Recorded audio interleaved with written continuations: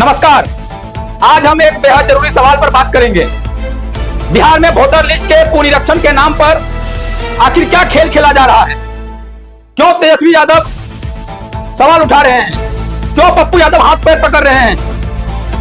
एक न्यूज पप्पू यादव का लगातार वायरल हो रहा है जिसमें पप्पू यादव मोदी जी का हाथ पकड़ते हैं, नीतीश कुमार का पैर पकड़ते हैं। आखिर क्यों?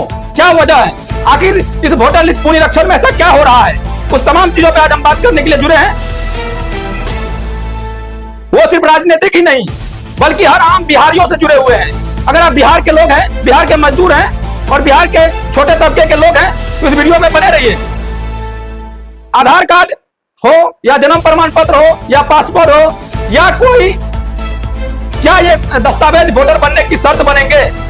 जो खास करके बिहारी और बिहार से बाहर रोजगार के लिए है, जो बिहारी बिहार से बाहर रोजगार के लिए है, उनका वोट कहां जाएगा?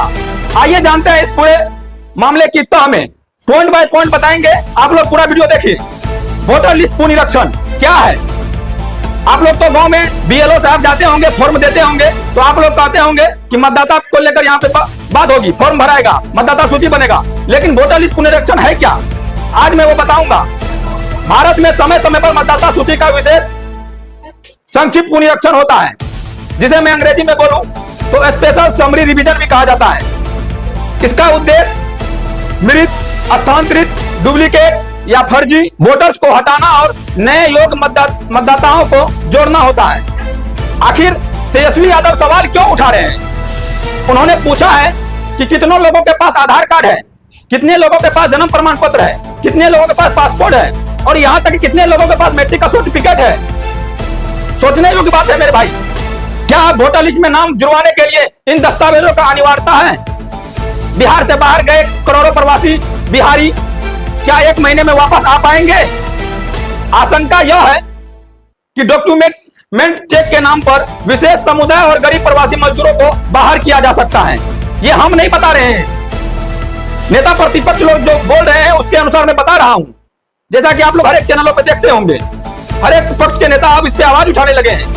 सबसे बड़ी चिंता की बात है कि दस्तावेजों की अनिवार्यता, जरूरत जिसे कहते हैं, गरीब और ग्रामीण वर्ग को परेशान करना हो सकता है। बिहार से बाहर काम कर रहे सैकड़ों लोग, जैसे पंजाब, मुंबई, दिल्ली, गुजरात, अहमदाबाद या अन्य जगह बता दें जहां मजदूर काम करने वाले हैं, वे इस प्रक्रिया से बाहर हो सकते हैं। जानकारी और समय की कमी के कारण लाखों लोगों का नाम वोटर लिस्ट से हट सकता है। आज जब वोटर की ताकत सबसे बड़ी शक्ति मानी जाती है तो सवाल यह है कि क्या करोड़ों लोगों को वोट देने से रोका जा रहा है? आधार या पासपोर्ट नहीं होने का मतलब क्या लोकतंत्र से बाहर होना है? तेजस्वी यादव के सवाल राजनीतिक से ऊपर उठकर जनता की आवाज बन चुके हैं। चुनाव आयोग और सरकार को जवाब देना होगा कि ये पुनरीक्षण पारदर्शी और सबको साथ लेकर क्यों नहीं हो रहा है। हमारे इस न्यूज बनाने का उद्देश्य किसी को डराना नहीं है।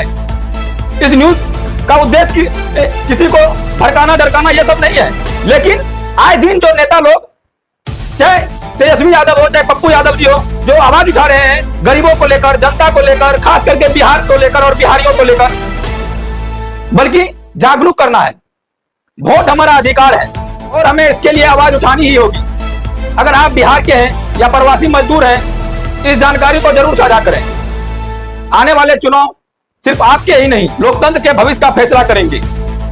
आखिर इस चुनाव में और इस वोटर लिस्ट जो हो रहा है, बीएलओ साहब जो वोटर लिस्ट के अनुसार करवा रहे हैं, चेंज हो, क्या सब हो रहा है, आखिर इसमें क्या गुच्छियां हैं? क्या इसके अंदर की राज है? क्या रहस्य है? आखिर कुछ तो ऐसी रहस्य है, छुपी हुई है, जिसका विरोध अभी हर एक नेता कर रहे हैं। अब तो देखने योग्य बात होगा कि नेता लोग जो बोल रहे हैं, क्या उसमें कहां तक सच्चाई है। आखिर कहीं ना कहीं विपक्ष को लगा है कि बिहार के लोगों को इससे दिक्कत होगा, इस मजबूरी में उनका कुछ क्षति हो सकता है, कुछ नुकसान हो सकता है या बाहर जाना पड़ सकता है। इन सब चीजों को लेकर विपक्ष आवाज उठा रहे हैं और उनका पलायन है विपक्ष के नेताओं का कि नीतीश कुमार जी, आप इनको रोक दिया जाए, आप इनको रोक दीजिए। क्योंकि उन लोगों ने तो ये तक साफ कह दिया है, आप लोग देखे होंगे बड़े बड़े न्यूज चैनल में, बड़े बड़े सैटेलाइट चैनल में, बड़े बड़े टीवी के एंकरों ने बता रहा है साफ साफ कि विपक्ष तो ये कह रहा है कि मुख्यमंत्री नीतीश कुमार के नवंबर के बाद नहीं रहेंगे। इसी कारण ये सब हो रहा है। तो आप लोग क्या कुछ सोचते हैं इस खबर को लेकर आप लोग कमेंट में अपना प्रतिक्रिया दे सकते हैं। कैसा लगा आप लोग को यह खबर, आप लोग जानकारी भेज सकते हैं। फिर मिलेंगे अगले वीडियो में, तब तक के लिए जय हिंद, जय भारत।